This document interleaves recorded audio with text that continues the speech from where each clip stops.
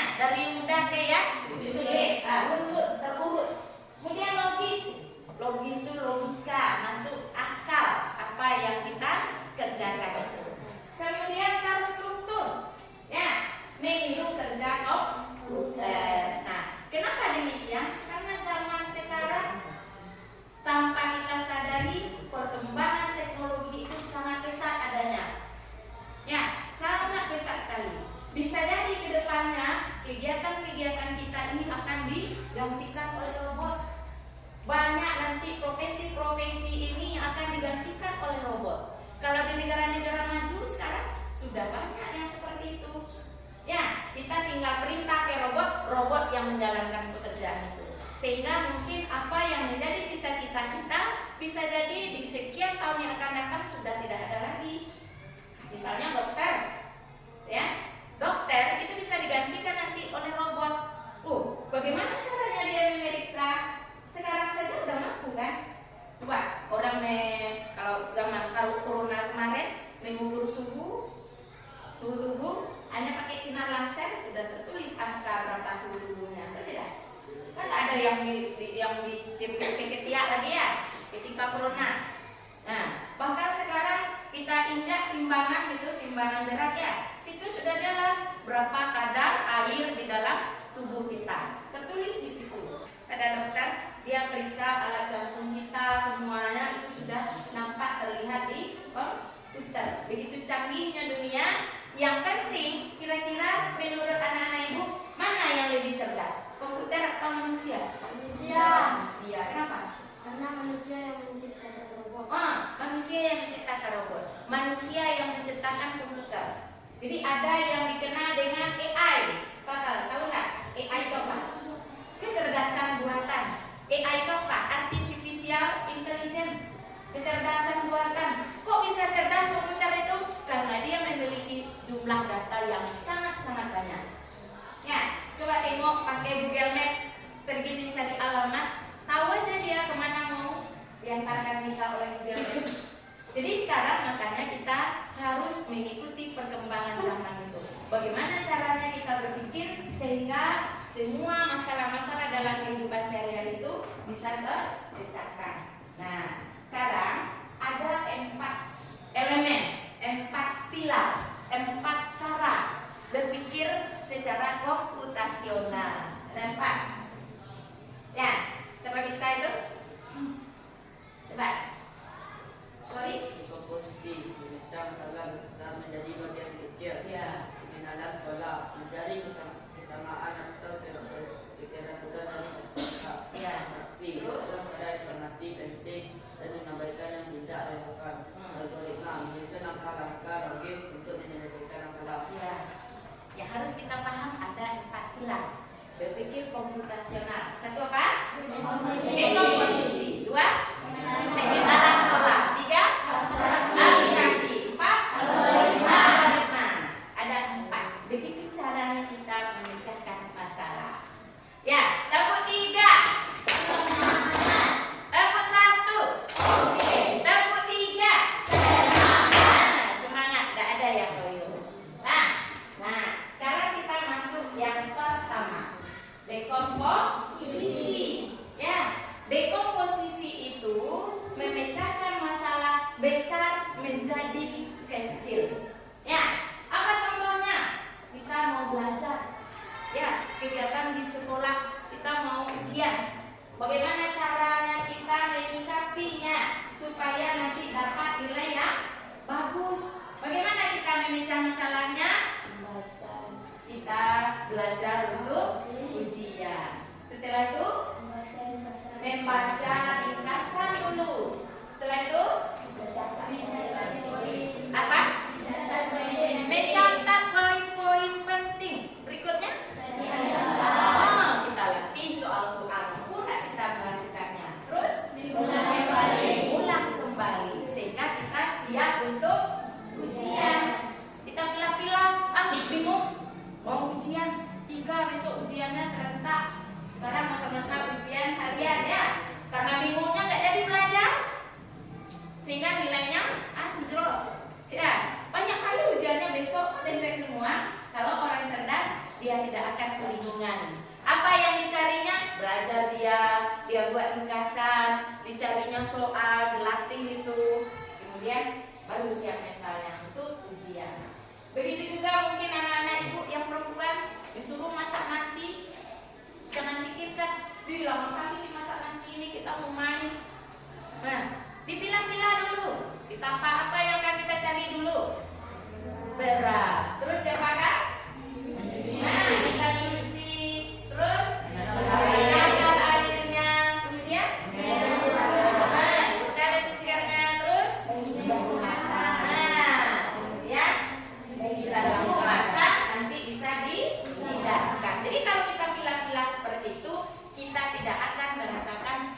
apapun pekerjaan itu.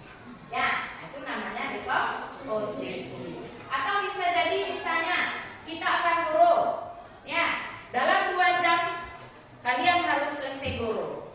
Nah, bagaimana caranya kita memecahkan masalah itu? Guru itu kan beda tuh, semua banyak lagi loh, karena kotor. Bagaimana caranya kira-kira? Dibagi tugasnya, bekerja sama tugasnya. Nah, bagaimana cara membaginya? Supaya tahu. Bagaimana caranya kita membagi? Membagi sama banyak. Mungkin absen nomor 1 sampai 5 bekerjanya di taman belakang misalnya, ya. Absen nomor 5 sampai 10 bekerjanya di taman depan. Nah, absen nomor 11 sampai 15 bekerjanya melap kaca misalnya. Nah, 12, 11, 15, 16 sampai 20 misalnya menyapu lantai dan mengepel lantai. 21 sampai 25 menyusun kursi, meja dan alat-alat yang ada di dalam kelas. Bisa selesai nggak dalam waktu yang cepat? Bisa. Makanya kita harus bekerja sama, dibagi. Itu yang namanya dekomposisi. Nah, berikut yang kedua ada namanya pengenalan pola. Misalnya, coba Ibu kasih contoh ya. Kalau pengenalan pola dalam guru tadi, kira-kira polanya apa ya? Semua anak-anak ibu kan dikumpul gitu ya oleh ibu wakil kesiswaan ya. Kita akan melakukan guru yang terpola di pikiran kita apa? Siapa yang bekerja di depan, berapa orang? Siapa yang bekerja kalau disebut depan? Yang teringat apa lagi? Lawannya kan? Belakang. Ah, samping kiri. Siapa yang bekerja? Yang teringat? Kanan. Samping kanan. Nah, yang di atas berarti bersihkan. Nah, berarti di bawah. Nah, itu namanya pola. Nah, sama kayak gini contohnya. Ada seorang robot ya. Robot itu berbunyi bek bek bok bek bek bok. Nah, pertanyaannya, jika bunyi terakhir adalah bek, bunyi apa yang akan keluar selanjutnya? Bok. Bok? Bek apa bok? Bunyinya gini, bek bek bok. Bek bek bok. Kalau bek berarti apa? Bek. Bek. Kan 2 kali beknya. Bek bek bok. Bek bek bok. Nah, berarti kalau siap bek dulu baru bok. Itu pola namanya. Begitu juga dengan jadwal pelajaran. Jadwal pelajaran itu misalnya dalam 1 minggu Senin sampai hari Sabtu, karena kita belajar 6 hari. Hari apa kita upacara? Senin. Senin besok? Upacara lagi ya. Hari apa kita menghadara? Jumat. Jumat depannya? Setahun itu selalu begitu. Berarti sudah terpola, kita tidak akan lupa dan tidak akan bertanya-tanya lagi karena sudah terpola. Ya, nah itu namanya pengenalan pola. Ada contoh lagi. Apel, jeruk, pisang, apel, jeruk, pisang. Maka buah selanjutnya adalah apel. Bagus. Berarti kita mengenal pola namanya. Nah, sekarang 3, 6, 9. Angka berapa setelah itu? 3, 6, 9. Berapa? 12. Pintar. Kenapa 12? Kelipatan 3. 3, 6, 9 berarti setelah itu 12. Itu namanya pola, pengenalan pola. Itu cara berpikirnya.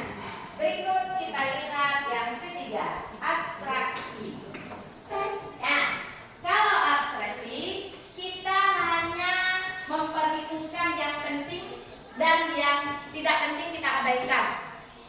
Ya, misal seperti gotong royong tadi.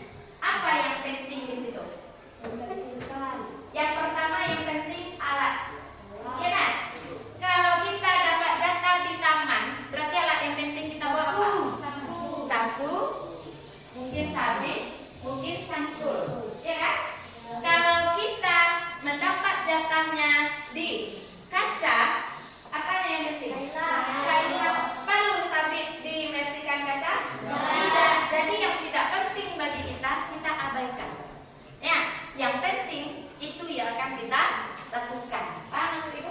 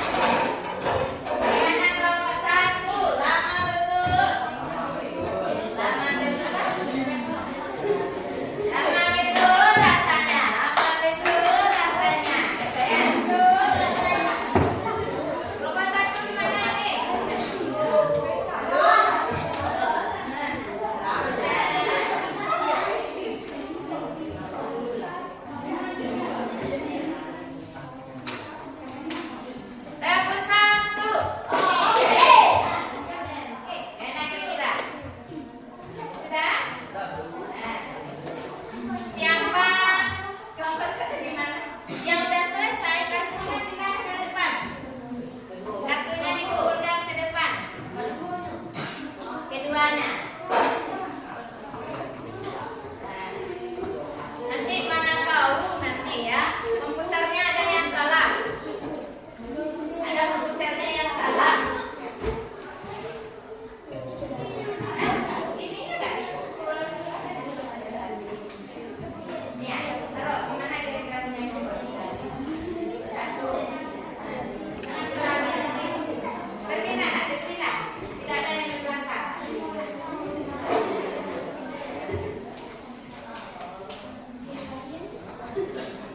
Nah, semuanya berdiri. Semuanya berdiri. Nah, dari sini kita ya. Ibu akan mengajak kamu menganggap di depanmu ada papan tulis, ya. Kemudian tanganmu memegang spidol, ya. Kalau ibu sebut satu, kamu tulis di papan tulismu masing-masing angka 1, oke? Sudah pernah coba? Sudah. 1, 2, 5. Bagus ya. 7. Wah, sudah. Sekarang dengan badannya lagi. Badannya bikin angka, makanya coba atur jarak. Ya, ancang kanan. Pegang ancang kanan. Geser. Biar nggak tabrakan. Oke. Oke. Angka 1. Angka 1. Banyak nggak bergerak jadi robot ya. 3. 4. Wah. 7. 6. 5.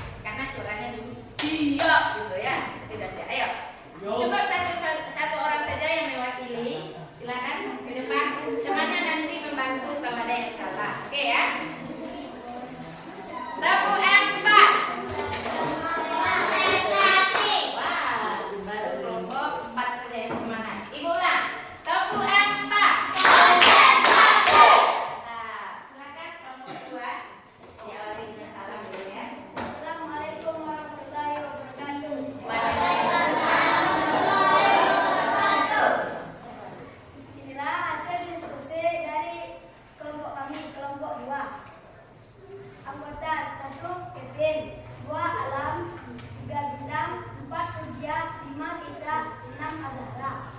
Ternyata gitu guys, ya. Iya, baca soal ilustrasinya. Nah, ini kasusnya.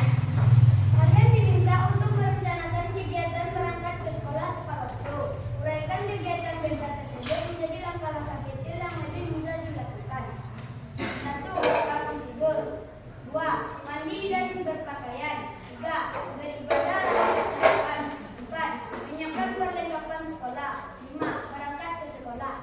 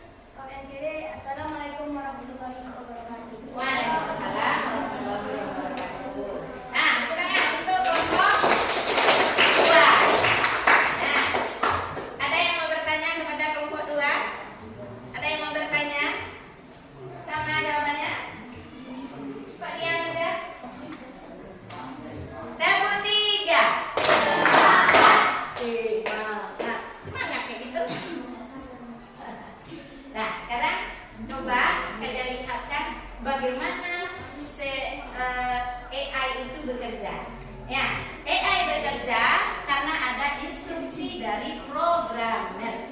Ya, nah, siapa yang jadi robotnya nomor 2? Bintang. Ya, silakan nanti kartunya yang udah dikumpulkan tadi diambil. Siapa programmernya? Hah? Iya, boleh. Silakan. Bicara ke robotnya. Berdiri, berdiri. Awas itu biar jalan ya. Suaranya bagus. Pegang ini.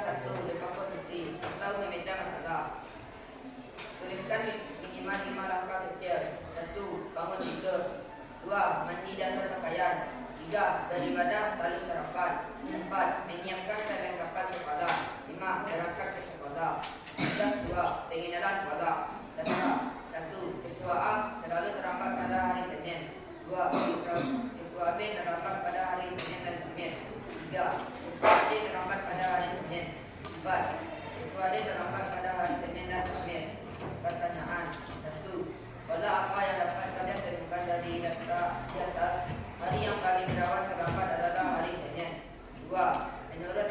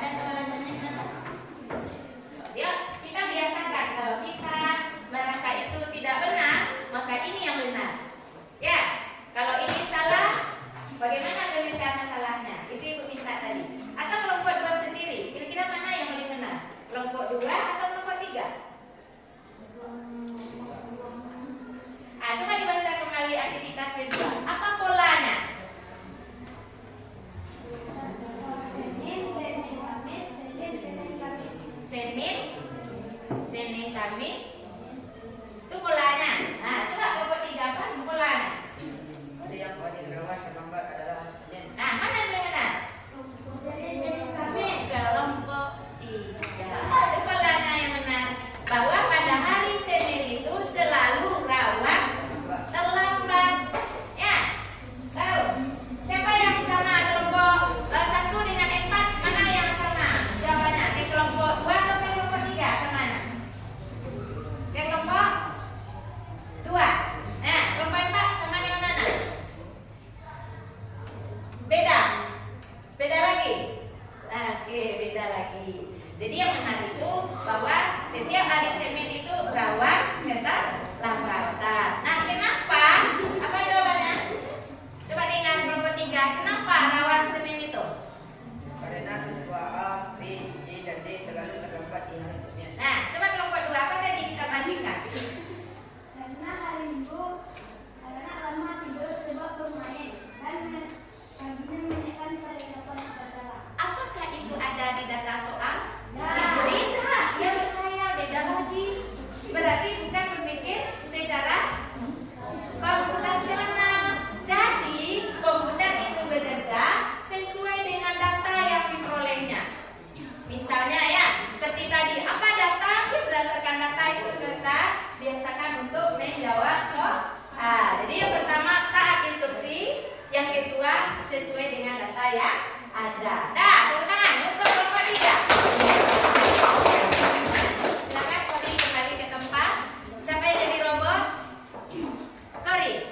Oke, siapa yang menjadi programmernya? Oh, Kori aja kan ada ini. Ada ini namanya. Itu yang kerjasama, nggak boleh itu aja kalau kita bekerja kelompok. Ya, berbagi. Ayo. Siapa? Bandega. Nah, coba. Nah, iya, silakan. Sisa, boleh, cepat. Silakan kasih instruksinya. Mana yang siapa yang dirobot di sini? Salah satu ciri orang yang bekerja sama itu adalah dibagi tugas-tugas itu. Nah, silakan. Keras-keras suaranya ya.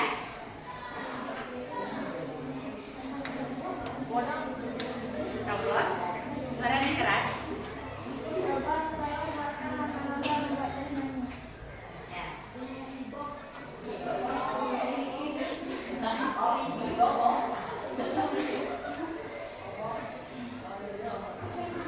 Nah.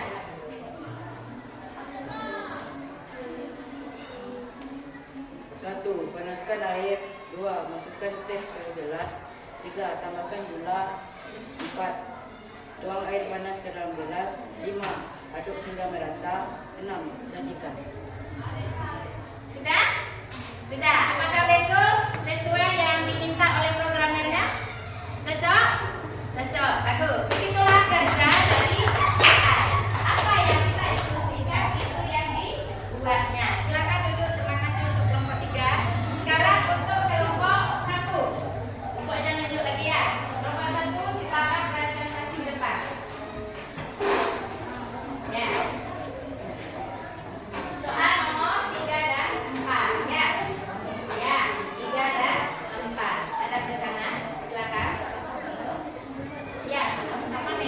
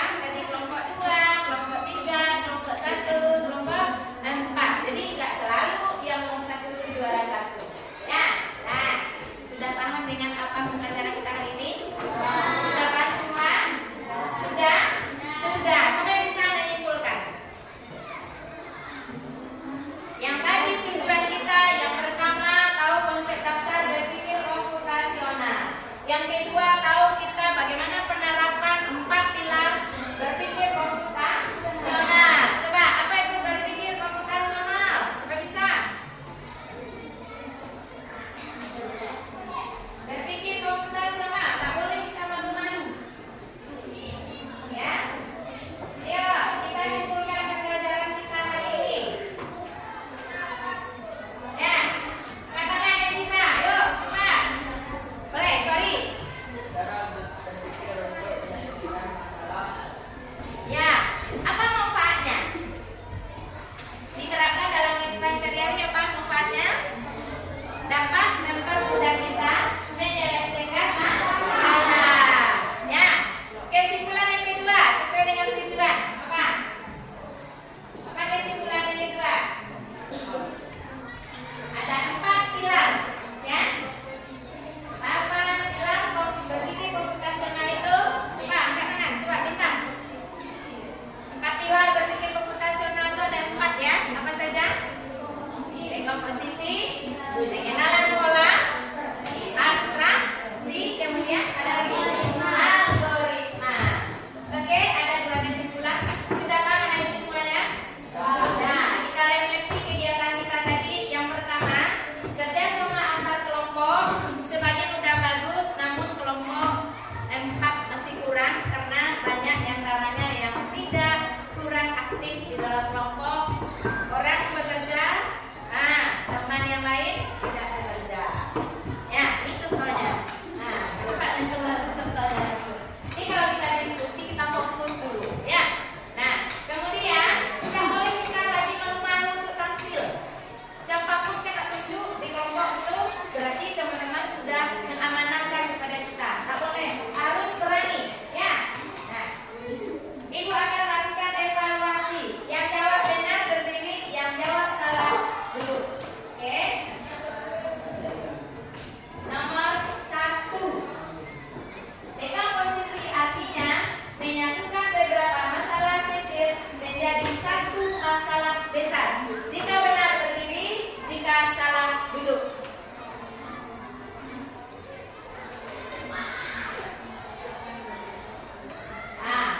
Ada yang berdiri. 3, 2, 1. Jawabannya apa?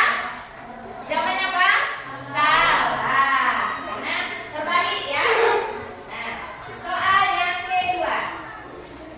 Menguraikan masalah membuat kita lebih mudah menemukan solusi. Jika benar berdiri, jika salah duduk. Ada yang ragu.